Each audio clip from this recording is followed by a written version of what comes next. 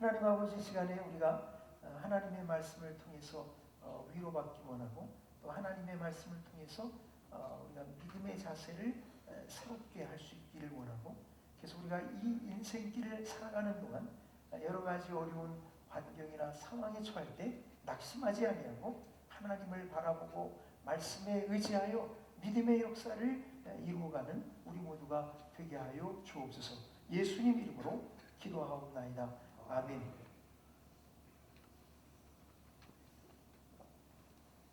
창세기 39장 21절부터 이제 오늘 우리가 읽었던 여기 40장 마지막 23절까지는 요셉이 옥에 갇혀 있을 때 겪은 일을 기록해 놓은 것입니다. 이 내용은 크게 이제 두 부분으로 나눌 수가 있습니다.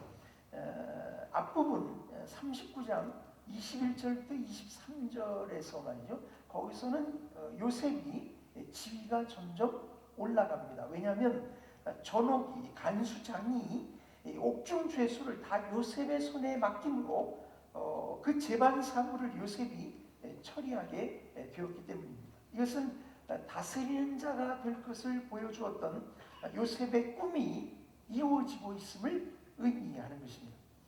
반면에 뒷부분 40장 1절부터 23절에서 요셉의 지위는 다시 내려갑니다.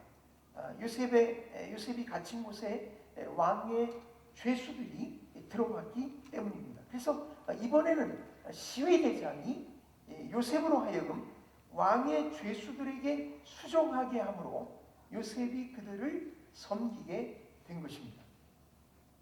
그러니까 요셉의 꿈은 원래 요셉이 다스리는 자가 될 것을 보여준 것인데, 그것과는 지금 정반대의 현실이 요셉에게 또 닥치게 된 것입니다. 요셉의 꿈은 다시 좌절되는 것처럼 보이는 그런 내용이라고 할 수가 있습니다. 이런 상황에서 요셉은 참고 기다려야 했습니다.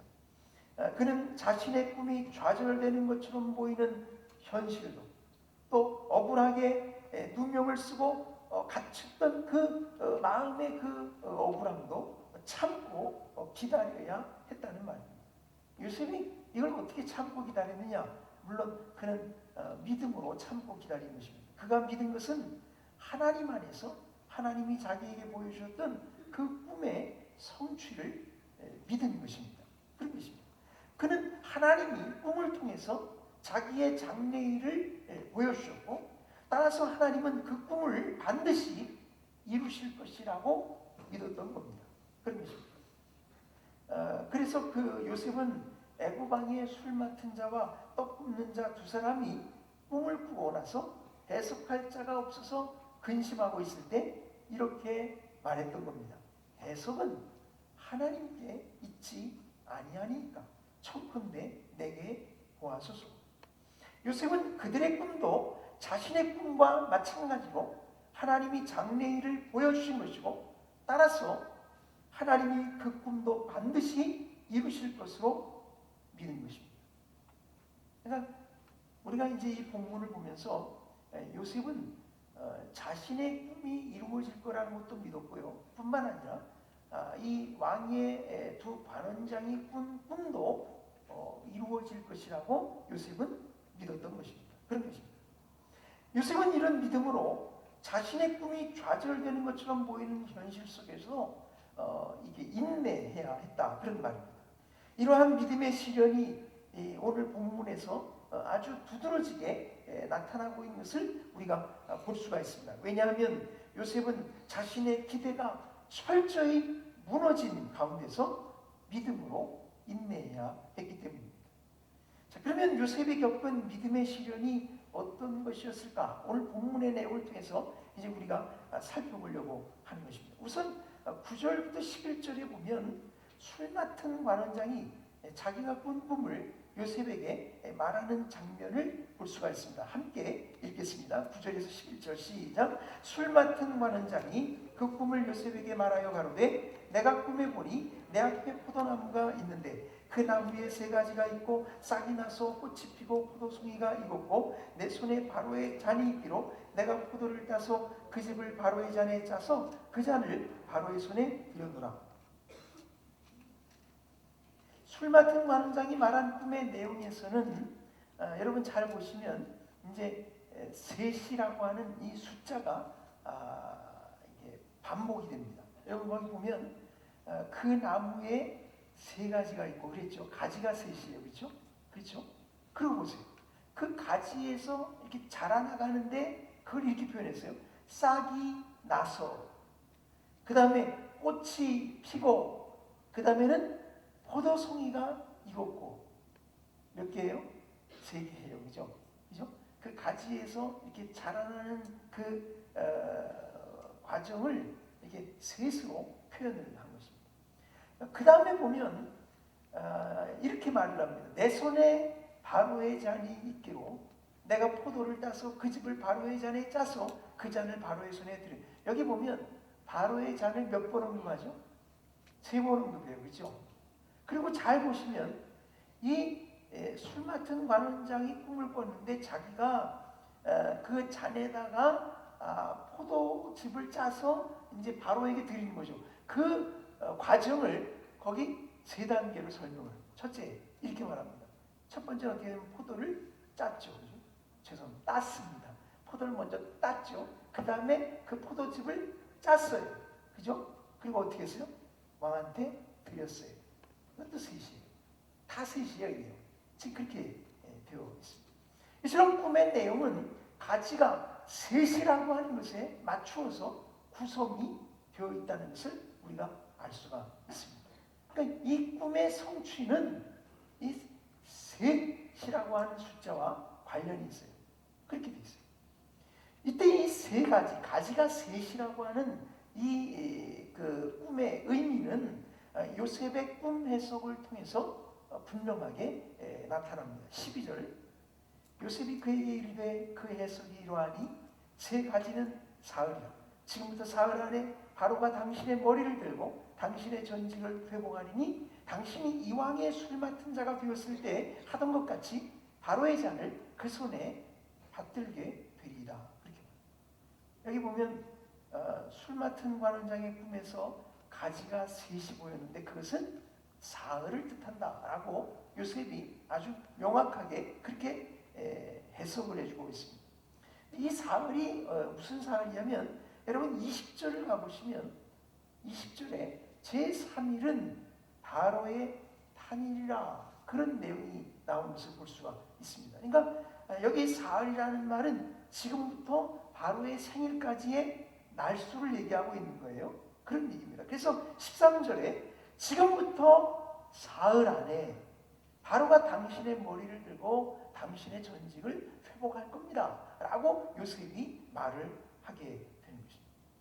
여기 머리를 든다는 말의 이 의미는 사실은 이 감옥에서 석방시켜준다는 걸 의미합니다. 그런 말입니다. 여러분 열왕기하 25장 27절에 가보면 이런 말씀이 나옵니다. 유다왕 여호야긴이 사로잡혀간 지 37년 곧 바벨론 왕 에월 무로닥의 즉위한 원년 12월 27일에 유다왕 여호야긴을 옥에서 내어놓아.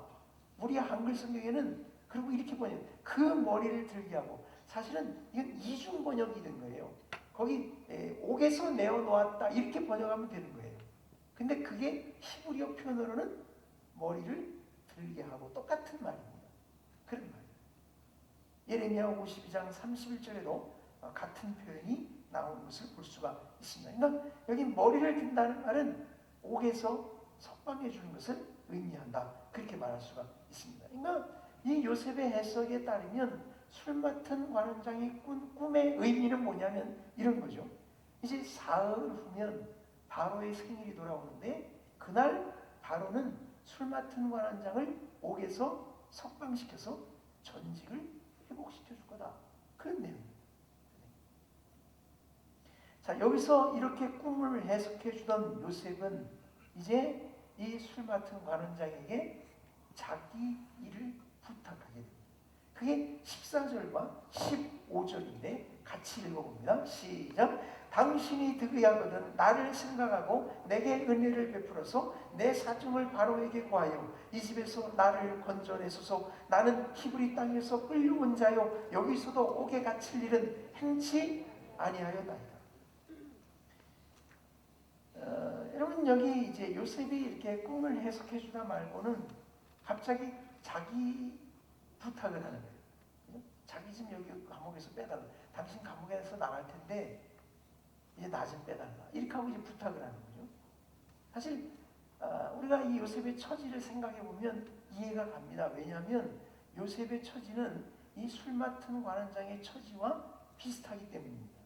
두 사람 다 사실은 억울하게 누명을 쓰고 감옥에 들어왔던 겁니다. 그런데 이제 이 술 맡은 관원장은 누명이 풀려서 감옥을 나가게 되는 거예요. 그걸 꿈으로 하나님이 보여주셨던 거고 요셉이 그것을 해석해 준 것입니다.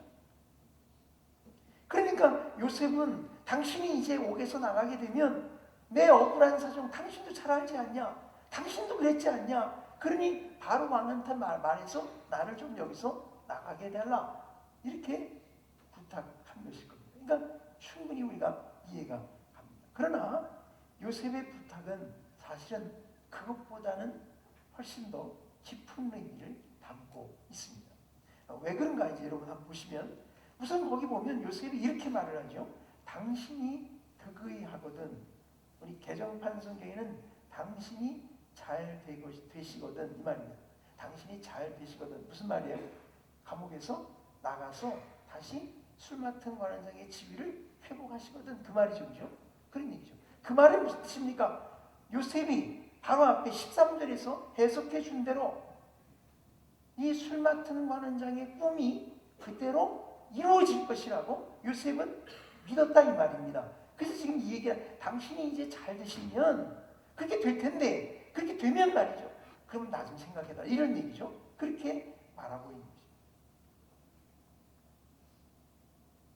그러면서 그는 술 맡은 관원장에게 이렇게 부탁을 한 거예요. 나를 생각하고 내게 은혜를 베풀어서 내 사정을 바로에게 구하여 이 집에서 나를 건져내소서. 여러분 이 말 속에 뭐가 자꾸 나와요? 네? 뭐가 반복되죠? 나죠, 그죠? 여러분 보세요. 나를 생각하고 내게 은혜를 베풀어서 내 사정을 바로에게 말해요. 이 집에서 나를 건져내소서. 지금 나 그러고 있어, 그죠? 요셉이 그러고 있죠. 여러분 이 말은 사실은 바로 앞에 13절에서 요셉이 술 맡은 관원장의 꿈을 해석해 줄 때 당신 그리고 당신이란 말을 반복했던 것과 똑같아요. 여러분 거기 13절에 보면 이렇게 말하지 않습니까? 지금부터 사흘 안에 바로가 당신의 머리를 들고 당신의 전직을 회복하리니 우리말로 이렇게 돼 있는데 히브리어로 읽으면 정확히 읽으면 이렇게 됩니다. 당신을 당신의 전직에 회복하는 거기 당신이라는 말이 두 번 들어갑니다. 그렇게 되어 있습니다. 그리고 당신이 이왕에 술 맡은 자가 되었을 때 하던 것 같이 바로의 잔을 그 손에 받들게 되리라. 그렇게 되어 있습니다. 그러니까 지금 요셉이 자기 일을 부탁하면서 나를 반복하는 것은 술 맡은 관원장의 꿈을 해석하면서 당신을 반복하는 것과 똑같아요. 무슨 말이냐면 요셉은 자기를 술 맡은 관원장에 비교해서 지금 말하고 있다 이 말입니다. 왜냐? 그 말은 술 맡은 관원장의 꿈이 이루어질 것처럼 자기 꿈도 이루어질 것이라고 요셉은 믿고 있기 때문이에요.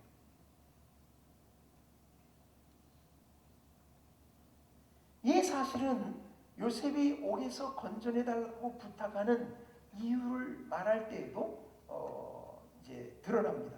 여러분 거기 이런 말을 하죠. 나는 히브리 땅에서 끌려온 자요. 그 말은 형들의 시기 때문에 자기가 애굽에 이렇게 팔려오게 됐다 이런 말입니다. 그렇죠? 무슨 죄가 있고 이런 얘기가 아니죠. 또 여기서도 옥에 갇힐 이런 행치 아니하여 이 말은 보디발의 아내의 모함 때문에 자기가 옥에 갇히게 된 거라고 요셉은 자신의 그 억울한 사정을 지금 말하고 있는 겁니다. 근데 이제 우리 한글 성경에 번역할 때 그러니까 이제 이렇게 좀 아쉬운데 여기 뭐라 그러냐면 이게 옥에라는 말씀, 옥에 갇힐 일은 행치 아니하였다 이렇게 말했습니다. 근데 원래 여기 요셉이 말한 말은 옥이란 말을 쓴 게 아니고 구덩이란 말을 쓴 것입니다. 무슨 얘기인가 이제 보세요. 여러분 그 40장 3절이나 5절에 가보면 거기 옥이란 말이 나오잖아요. 그죠? 감옥이에요. 옥에 갇힌 5절을 보면 옥에 갇힌 애고방의 술만 그 옥이란 말이 나오죠. 히브리어로 이때 옥이란 말이 감옥이란 말은 소하르란 말이에요. 근데 여기 옥에 갇힐 일은 행치 않았다고 지금 요셉이 말할 때 이 옥이란 말은 소하르란 말이 아니에요. 이거는 보르라는 말. 이 보르는 구덩이를 뜻하는 말입니다. 이 말은 37장에서 이미 여러 번 나왔던 말입니다. 여러분 기억하시죠? 요셉의 형들이 요셉이 멀리서 오는 것을 보고 서로 말을 하는데 이렇게 말했다는 겁니다. 꿈꾸는 자가 오는구나. 자, 그를 죽여 한 구덩이에 던지고 우리가 말하기를 악한 짐승이 그를 잡아먹었다 하자. 그 꿈이 어떻게 되는 것을 우리가 볼 것입니다. 형들은 요셉을 볼 때 그를 죽여서 구덩이에 던지려고 했는데 그때 그 구덩이란 말이 보르예요. 그 말을 지금 여기 쓰고 있는 거예요. 나는 구덩이에 갇힐 일은 하지 않았습니다. 이렇게 말하고 있다는 말이에요.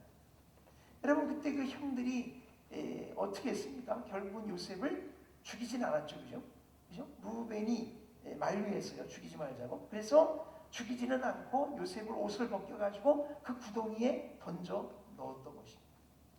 그런 것입니다. 그러니까 왜 형들이 요셉을 구덩이에 던지냐? 그 꿈이 이루어지는 것이 싫어서요. 꿈이 이루어지지 못하게 하려고 이들은 요셉을 그렇게 하면 요셉의 꿈은 이제 이루어지지 않을 거다 이렇게 생각한 거죠. 그래서 꿈꾸는 자가 온다. 구덩이에 던져놓자. 그리고 그 꿈이 어떻게 되는 걸 우리가 볼 거다. 그리고 이 이야기를 했던 거죠. 그러니까 구덩이라고 하는 것은 어떤 의미가 있는가 하면 요셉의 꿈이 성취되는 것을 막기 위한 곳이라고 하는 의미를 갖는다고 할 수가 있는 것입니다. 그러니까 여러분 요셉이 지금 감옥에 갇혀 있는데 그러면서도 뭐라고 말을 하냐면 여기서도 구덩이에 갇힌 일은 행치 않았습니다. 이렇게 말한 데에는 이런 의미가 있는 것입니다. 자기가 지금 감옥에 갇힌 것은 마치 전에 형들에 의해서 구덩이에 갇혔던 것과 같은 그런 상황이라는 거죠. 뭐가 그럴까요? 구덩이에 갇혔을 때 자기의 꿈은 이제는 다 좌절된 것처럼 보였다. 지금 옥에 갇혀 있는 요셉의 처지가 또 그와 같다 이 말입니다. 마치 자기의 꿈은 이제 좌절된 것처럼 그렇게 보여진다 이 말이죠. 그래서 요셉은 이런 표현을 여기서 쓰고 있는 것입니다. 그러나 요셉은 자기의 꿈이 이루어질 거라는 걸 믿었기 때문에 꿈이 이루어지려면 자기는 어쨌건 이 구덩이에서 나가야 됐어요. 옥에서 나가야 됐어요. 그래서 그는 술 맡은 관원장에게 부탁을 하고 있는 것입니다. 그러니까 이런 내용들을 읽어보면 지금 요셉의 마음속에는 어쨌든 자기의 꿈이 이루어질 거라는 것을 믿고 있었고 그렇게 되기 위해서 자기가 이 구덩이 같은 이 자기의 꿈을 가로막고 있는 이곳에서 이 감옥에서 나가야겠다고 하는 그런 심정에서 그런 술 맡은 관원장에게 부탁을 했던 것입니다. 단순히 술 맡은 관원장이 자기하고 처지가 같으니까 자기 처지를 좀 생각해서 자기를 건져달라 이런 얘기가 아니고 요셉은 사실은 당신의 꿈이 이루어지는 것처럼 내 꿈도 이루어진다는 그런 생각에서 요셉은 자기의 꿈이 이루어질 것을 믿고 지금 이런 부탁을 하고 있다 그런 말이에요. 자, 그런데 이렇게 술 맡은 관원장의 그 꿈을 해석해 주는 것을 옆에서 듣고 있던 떡 굽는 관원장이 그것을 듣다가 요셉에게 이제 자기 꿈을 이야기하게 된 것입니다. 그게 16절과 17절 다 같이 읽어보겠습니다. 시작. 떡 굽는 관원장이 그 해석의 기람을 보고 요셉에게 이르되 나도 꿈에 보니 흰떡 세 광주리가 내 머리에 있고 그 윗광주리에 바로를 위하여 만든 각종 구운 식물이 있는데 새들이 내 머리의 광주리에서 그것을 먹더라 라고 말합니다. 여러분 여기 보면 이 떡 굽는 관원장이 자기 꿈 얘기를 요셉에게 하게 된 이유가 나와요. 그죠? 뭐라 그랬습니까? 그 해석이 기람을 보고 이 술 맡은 관원장이 꿈 얘기를 요셉에게 했을 때 요셉이 해석해 주는 걸 들어보니까 이게 해석이 좋은 해석이에요. 그죠? 이게 회복이 된다니까. 감옥에서 나가서 다시 그 술 맡은 관원장의 지위를 회복하게 된다니까 좋은 해석이란 말이죠. 그거를 듣고는 이 떡 굽는 관원장도 이야기를 하게 되었다는 말입니다. 여러분 이런 얘기겠죠. 원래 술 맡은 관원장은 죄가 없었어요. 근데 억울하게 누명을 쓰고 감옥에 들어왔던 거죠. 그래서 이 사람은 꿈을 꾸고 그것을 요셉에게 말할 때 어리낄 게 없었어요. 그래서 자기가 먼저 요셉에게 이렇게 말을 꺼냈던 겁니다. 그런데 이 떡 굽는 관원장은 그렇지 않아요. 죄가 있어서 들어온 사람, 이 사람은 사실은 그런 사람이죠. 그래서 이 사람은 자기의 꿈을 이야기하는 걸 사실은 꺼렸습니다. 말하지 않았습니다. 그런데 술 맡은 관원장의 꿈이 이렇게 좋게 해석되는 것을 보면서 이 사람도 이제 자기 꿈을 이야기하게 되었다는 말입니다.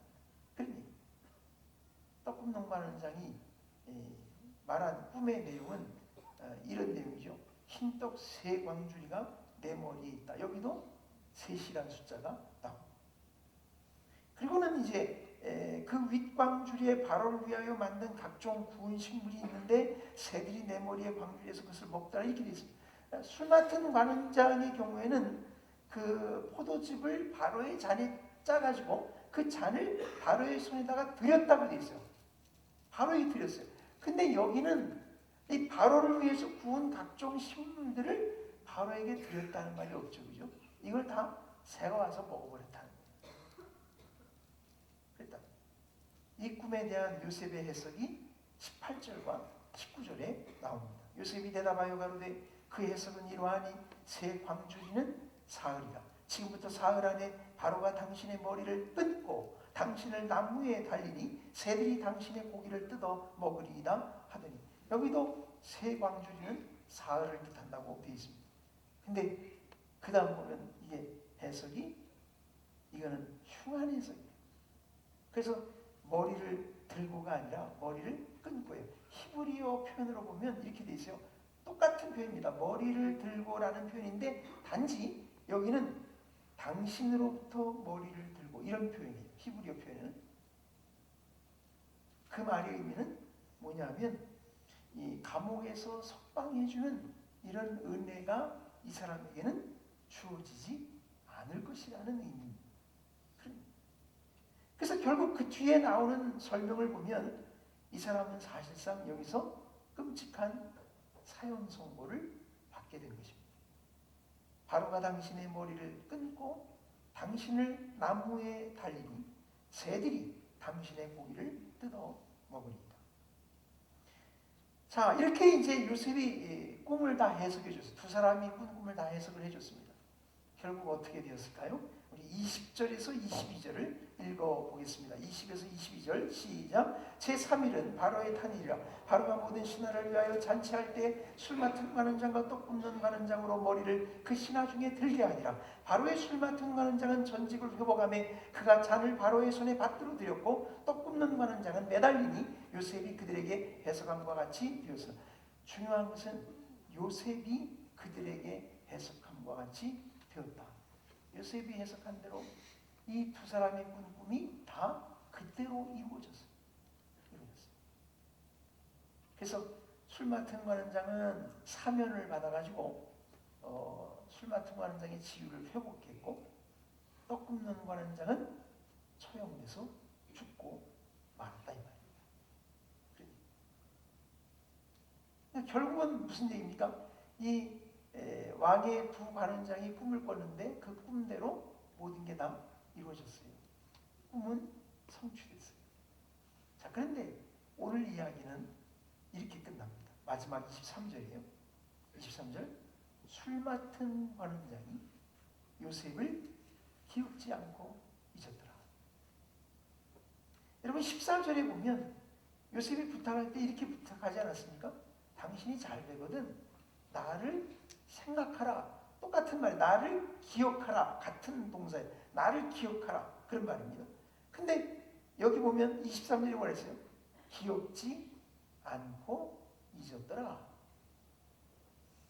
요셉이 부탁을 한 게 다 소용이 없게 됩니다. 그렇게 된 것입니다. 요셉은 이 술 맡은 관원장을 통해서 자기의 꿈이 이루어질 거라는 기대를 가지고 부탁했던 건데 결국은 그게 다 수포로 돌아가고 만 것입니다. 여러분 여기에 요셉이 겪었던 믿음의 시련이 있는 것입니다. 한번 생각해 보세요. 지금 요셉은 술 맡은 관원장의 꿈이 성취될 걸 믿었죠. 마찬가지로 자기의 꿈도 성취될 걸 믿었어요. 그런데 술 맡은 관원장의 꿈은 정말 이루어졌어요. 근데 자기는 어때요?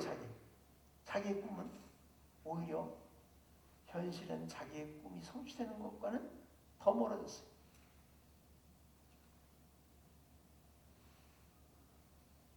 요셉의 꿈이 성취될 기미가 보이질 않았습니다. 요셉이 처음엔 기다렸겠죠, 그죠? 하루 이틀, 한 달, 두 달이 가도 깜깜무소식. 41장 1절을 보면 이렇게 시작이 됩니다. 만 2년 후에 이렇게 시작이 돼요. 무슨 말입니까? 술 맡은 관원장이 잊었던 요셉을 다시 기억하게 된 것은 만 2년이 지난 후였다 이 말이에요. 그때까지 요셉은 2년 동안을 감옥에 더 있어야 했었다 이런 말.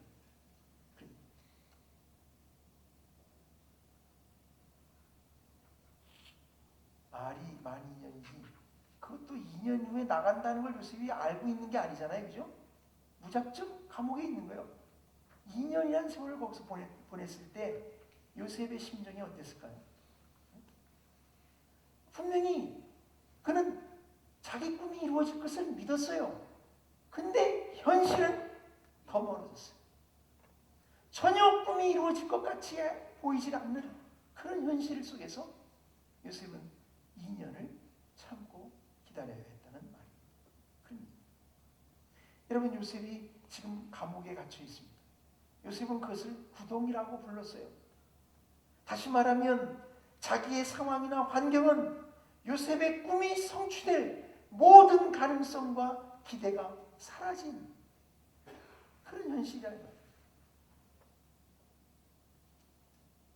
그런 속에서 요셉은 2년의 시간을 보냈던 겁니다.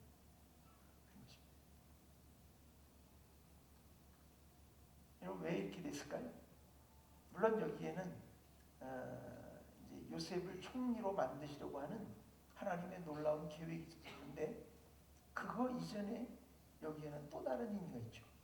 하나님은 이 기간을 통해서 요셉을 훈련시키고자 하셨던 것입니다. 그런 것입니다. 제가 다시 읽어드립니다. 시편 105편 17절에서 19절. 거기 보면 시편 기자는 이 요셉에 대하여 이렇게 말하고 있습니다. 한 사람을 앞서 보내셨습니다. 하나님이 보내신 것입니다. 요셉이 종으로 팔렸도다. 고난을 당하고 있죠. 그 발이 착고에 상하며 그 몸이 쇠사슬에매였으니 감옥에 갇혀서 지금 고난을 당하고 있는 겁니다. 언제까지냐? 곧 여호와의 말씀이 응할 때까지라. 근데 이 여호와의 말씀이 응할 때까지는 만 2년이라는 세월이 더 필요했던 거예요. 그러면 그 2년 동안 옥살이를 더 했는데 그 감옥에서 도대체 요셉은 뭐 했냐 이거죠. 그 2년이라는 세월이 요셉에게 무슨 의미였냐. 거기 시편 기자는 이렇게 말하고 있는 것입니다. 그 말씀이 여기 여호와의 말씀이 응할 때까지라. 그리고 그 말씀이 저를 단련하여. 그러니까 하나님이 요셉에게 꿈을 통해서 보여주신 그 하나님의 말씀이 있어요. 요셉은 그 말씀의 성취를 붙들고 그 어두운 감옥 속에서 아무런 꿈이 성취될 가능성이나 기대를 가질 수 없는 그런 상황 속에서 2년의 세월을 그는 참고 기다렸던 거예요. 하나님은 그를 그렇게 훈련시키신 것입니다. 여러분, 이런 믿음의 시련이라고 하는 것은 오늘 우리들에게도 똑같이 있습니다. 똑같이 있습니다. 우리는 신앙생활을 할 때 항상 그런 생각을 하면 우리가 하나님을 믿으면 모든 일이 다 잘 되거든. 난 행복하게 살거든. 난 당연히 부자가 되겠지. 그러나 여러분 성경을 보면 그렇진 않아요. 기독교 신앙이라는 게 그런 게 아니에요. 하나님은 종종 우리들에게 믿음의 시련을 안겨다 주세요. 왜냐하면 이 과정을 통해서 우리의 믿음을 단련시키시려는 하나님의 뜻이 계시기 때문에 그런 것입니다. 이런 과정이 없으면 우리는 믿음이 자랄 수가 없어요. 모든 게 내가 원하는 대로 다 이루어지면 사실은 우리의 믿음은 자라지 않아요. 우리는 하나님을 의지하지 않아요. 그런데 어려운 일들을 만나기 때문에 우리가 하나님을 찾고 의지하게 되는 것입니다. 그럴 때 우리의 믿음이 자라는 거예요. 하나님은 그 과정을 통해서 우리를 성장시켜 가시는 것입니다. 그런 것입니다. 그러니까 믿는 사람에게는 고난이, 역경이, 장애물이, 문제들이 꼭 저주가 아니에요. 여러분 만일 요셉이 이 2년의 감옥 생활이 없었더라면 그가 훗날에 형들을 그렇게 너그럽게 용서할 수 있는 그런 놀라운 사랑의 사람이 될 수 있었을까요? 하나님이 이 과정을 통해서 요셉을 단련해 가십니다. 그의 인품을, 그의 성격을, 그의 모든 것들을 하나님이 원하시는 거룩한 사람으로 그렇게 만들고 계셨던 거예요. 아마 요셉에게는 이 2년의 감옥 생활이 어쩌면 그에게는 가장 인생에서 소중한 시간이었을 거예요. 왜냐하면 이때 요셉은 가장 중요한 걸 배워요. 여러분 이게 없으면 우리는 이걸 못 배워요. 이걸 못 배워요. 혹시 여러분이 인생 중에 지금 시련을 당했거나 환난을 당했다고 할 때 낙심하지 마시고 그 과정 속에서 여러분이 믿음으로 성장해 가시기를 축원합니다. 여러분이 그 속에서 거룩한 사람으로 변화되어져 가시기를 축원합니다. 하나님이 주시는 놀라운 은혜입니다. 그것을 지나고 나면 우리는 변화되어 있어요. 그렇다고 우리의 앞길이 망하는 게 아니에요. 2년이 지나고 나면 하나님은 요셉을 애굽의 총리로 세울 거예요. 그 놀라운 계획을 이미 갖고 계세요. 시간이 늦어지는 것뿐이에요.